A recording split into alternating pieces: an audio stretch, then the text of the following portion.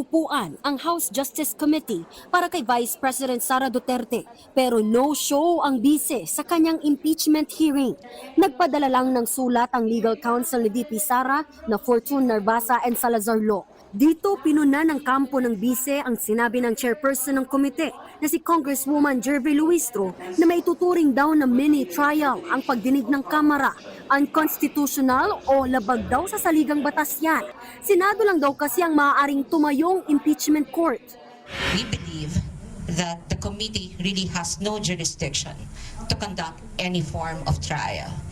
There was no disrespect intended because in fact, we had responded to the invitation. Sa pahayag pa ng bise, pinababasura niya ang mga reklamo dahil kulang daw ang ebidensya.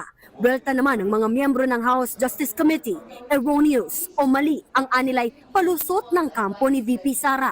Malinaw sa saligang batas at sa House Rules on Impeachment na may mandato ang komite na magsagawa ng pagdinig. Sa Article 11, Section 3.2 ng Konstitusyon, nakasaad na matapos ang hearing ng komite at ang botohan ng mayorya ng mga miyembro nito, kailangan isumite ang committee report sa loob ng 60 session days. Mini trial by some members of the Justice Committee is intended only to make a distinction between the proceeding before the Justice Committee and the trial which will happen in the Senate. We are not holding trial.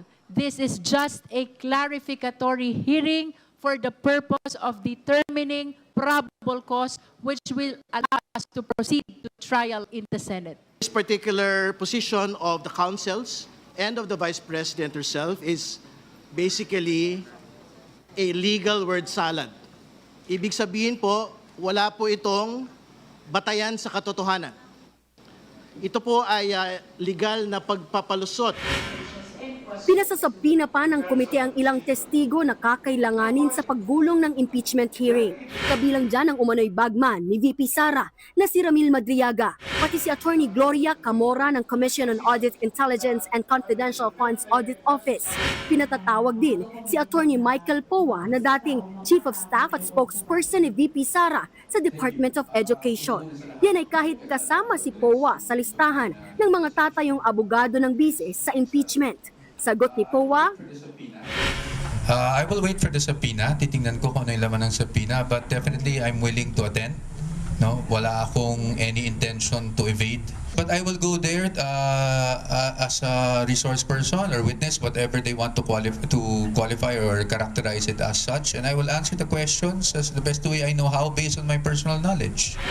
pinasasabina rin ng komite ang mga dokumento sa Philippine Statistics Authority kaugnay sa mga taong tumanggap umano ng acknowledgement receipts ng DepEd at OVP. Kabilang na ang kontrobersyal na si Mary Grace Piatos. Tila may pasaring pangarya ng ilang kongresista na ibinalandra ang kanilang baong pagkain. Hinihingi rin sa NBI ang record sa investigasyon sa pagbabanta ni VP Sara sa buhay ni Pangulong Bongbong Marcos, First Lady Liza Araneta Marcos at dating House Speaker Martin Romualdez. Inaprubahan din ang mosyon ni Akbayan Party List Representative Shell Jokno para sa protective custody ni